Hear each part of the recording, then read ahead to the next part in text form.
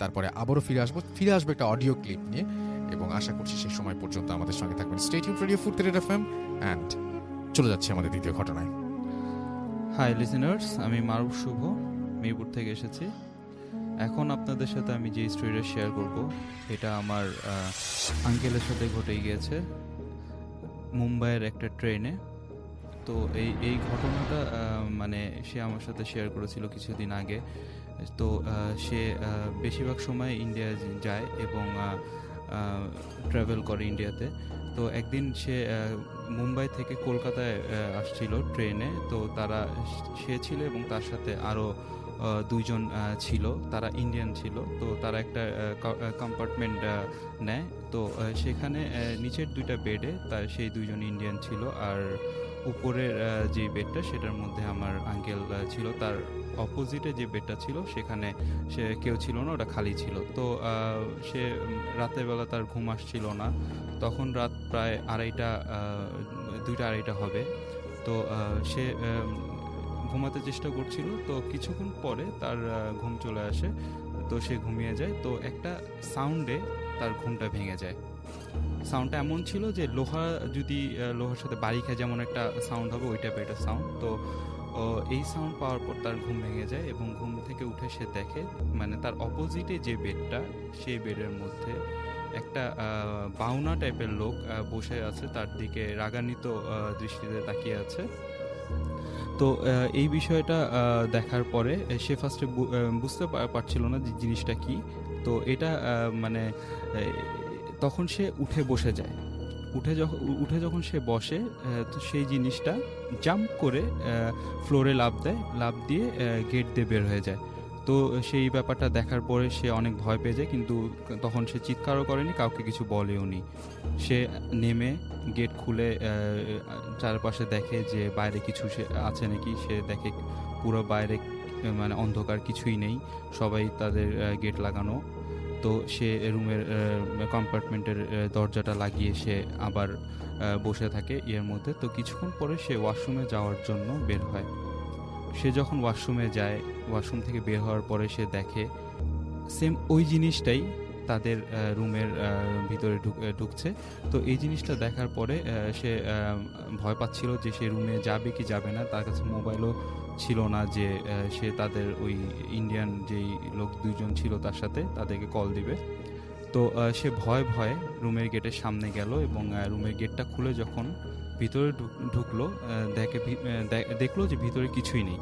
তখন সে সেই ইন্ডিয়ান দুজনকে ডাক দিল আর বলল যে তোমরা কি কোনো সাউন্ড পেয়েছো বা রুমে কি কিছু ছিল নাকি।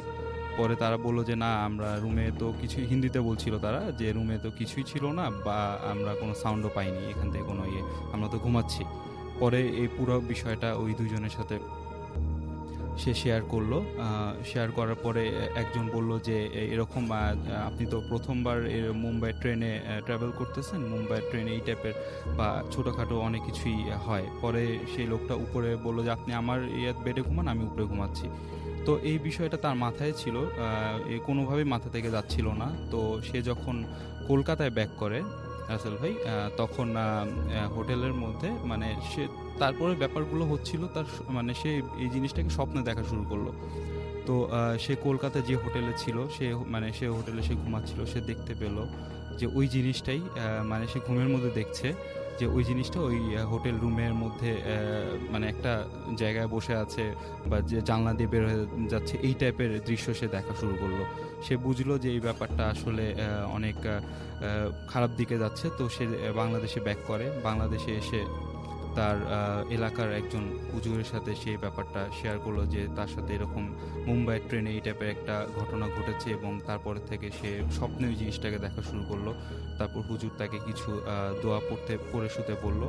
তারপর থেকে রাসেল ভাই ওই জিনিসটাকে সে কোনোদিন দেখেও নি এবং তাকে অনুভবও কোনোদিন করেনি। এই ছিল আমার স্টোরি রাসেল ভাই। থ্যাংক ইউ সো মাচ আপনার ঘটনার জন্য, আপনাকে অনেক ধন্যবাদ। আলিফ, আমি আপনার সাথে একটু কথা বলতে চাই। সেটা হচ্ছে যে আমরা তো মানে এরকম তো নিশ্চয়ই লিসেনারদের কাছে অনেক সময় শুনে থাকেন যে লিসেনাররা বলছে যে আমরা অনেক সময় লাইভ শুনতে পারি না, পরে ইউটিউব থেকে শুনি, রাইট? তো আমি চাচ্ছি যে আলিফ যেহেতু আছেন এই দিনই এই ঘোষণাটা দিতে। আমাদের ফেসবুক পেজে অলরেডি আপলোড করা হয়েছে যে কামিং সুন রেডিও ফুর্তির যে ইউটিউব চ্যানেল, যেখানে ভূত এফএম এর সব এপিসোড পাওয়া যাবে, কেমন লাগছে এই ব্যাপারটা? অনেক অনেক ভালো, অনেক ভালো। এখন এবং আমি সবাইকে ভালো বলতে পারবো, অনেকে quality-র- জিজ্ঞেস করে যে তুমি যে গেছো ওই এপিসোডগুলো কি পাবো নাকি, আমি বললাম হ্যাঁ। আপনি পাবেন অবশ্যই। বলে যে কোন জায়গায়, আমি বলি যে অনেকে আপলোড করে ইউটিউবে, হ্যাঁ, ওইখান থেকে শুনতে পারেন। আমরা হয়তো অনেক এখন বিরতি মানে দিয়ে শুনবো, মানে আজকে যে এপিসোডটা হয়েছে জি, সেই জি। এপিসোডটা হয়তো অনেকদিন পরে শুনতে পাবে। চলে আসছিল হঠাৎ হ্যাঁ, করে হ্যাঁ, এরকম হ্যাঁ, অবস্থা আর কি।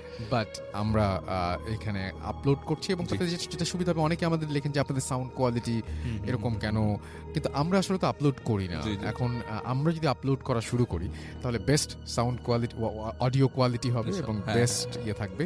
আশা করছি যে আপনাদের সবার ভালো আমি লাগবে। রাসেল ভাই একটা জিনিস সাজেস্ট করতে চাই যে হ্যাঁ, প্লিজ। যদি এরকম হয় কোন একটা ভালো স্পেশাল অকেশন আসলো, এখানে একদম লাইভ ভিডিও করে যদি ইন্টারনেটে ইনশাআল্লাহ আমাদের সেরকম প্ল্যান আছে।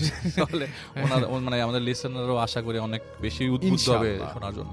ইনশাআল্লাহ যদি লিসেনাররা সঙ্গে থাকেন, এবং আলিফ যেটা বললেন সেটা আমরা অবশ্যই ইনশাআল্লাহ একদিন আপনাদের সামনে করব, এবং আপনারা যদি চান তাহলে এখনো সময় আছে। আলিফকে তো সাপোর্ট করবেন আমরা এমনিই জানি, তারপরে যারা যারা চান আমাদেরকে জানান। তো আলিফ, thank you G, so much thank you so আসার much, জন্য, রাসেল এবং ভাই। অনেক অনেক ধন্যবাদ। ইনশাআল্লাহ আবার দেখা হবে সবার সাথে। ইনশাআল্লাহ ইনশাআল্লাহ আমরা যেটা করব সেটা হচ্ছে ছোট একটা অডিও ক্লিপ শুনে আসবো, তারপরে ফিরে আসবো নতুন আরো একজন অতিথিকে নিয়ে। সেই পর্যন্ত আমাদের সঙ্গে থাকুন। স্টে টিউনড রেডিও ফুর্তি এফএম অ্যান্ড ডু ফুর্তি। Face it. Radio Money Furti. Radio Furti. Boot FM. The night comes alive. বিশ্বাস করা না করাটা আপনার ব্যাপার।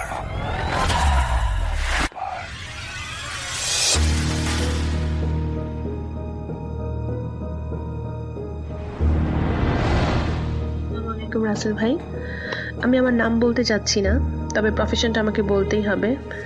I M a doctor. Just recent আমার জীবনে ঘটে যাওয়া একটি ঘটনা শেয়ার করব, and it's about black magic, যেখানে আমাদের নবী হযরত মুহাম্মদ সাল্লাল্লাহু আলাইহি সাল্লামই রেহাই পায়নি। তো আমি কে? ঘটনা আমার হাজব্যান্ডকে নিয়ে। সে মিডিয়ার একজন, নাম বলে তাকে অনেকেই চিনবেন, তো আমি তার পরিচয়টা এই জন্য আরও দিতে চাচ্ছি না, আর স্টুডিওতেও আরও এই জন্য আসতে চাচ্ছি না।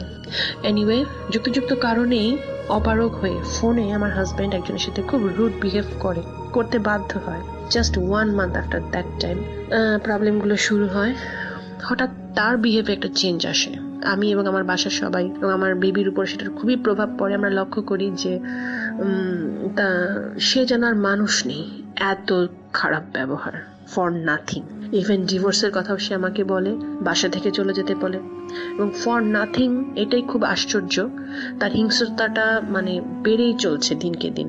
অস্বাভাবিকতাটা দেখে বোঝাই যায় যে এখানে মানে আমার তখন মনে হয় যে এখানে কোনো একটা অন্যরকম একটা কিছুর মানে একটা কারণ থাকতে পারে, অন্যরকম কিছু, যে কারণে আমি তাকে ক্ষমা করে দিই। তো আমি আমার বাসায় চলে যাই এবং আমি একটা অভিযানে নেমে পড়ি। হোয়াই এমন কেন হবে সে?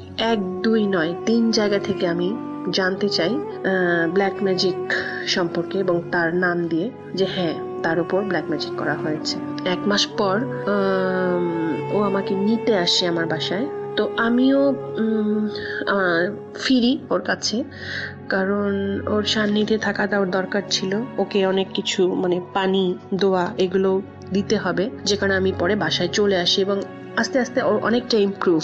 এখনো 30% বাকি আছে আমি বলবো। ও অনেক ভালো ছিল। ওর চেঞ্জটা যে কারণে তাকে ব্ল্যাক ম্যাজিক করা হয়, এবং ওই যে বললাম এখনো 30%-এর মতো তার বাকি আছে। তো ব্ল্যাক ম্যাজিকটা তাকে করা হয়েছে তার নাম এবং ফটো দিয়ে করা হয়েছে, এবং এটা যে করেছে সে ফেসবুক থেকে খুব ইজিলি মানে কালেক্ট করেছে। এখন তো ফেসবুকে এগুলো পাওয়াটা খুবই অ্যাভেলেবল।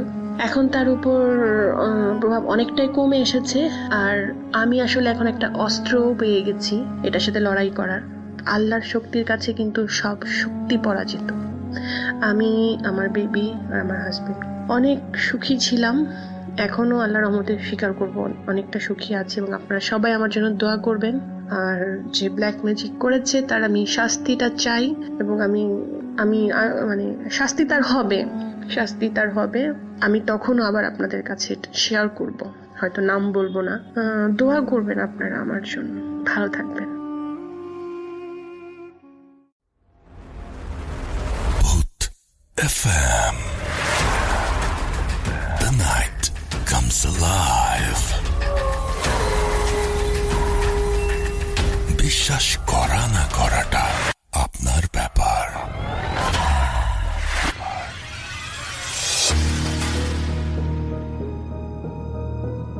ওয়েলকাম ব্যাক, শুনছেন রেডিও ফুর্তি রেড এফএম। আমি আসেল আছি সাথে, এবং ঘড়িতে সময় রাত 1:30 যদি আমাদের ইমেইল করতে চান, আমাদের ইমেইল অ্যাড্রেস হচ্ছে bhutfm@radiofurti.fm, which is bhwtfm@radiofurti.fm।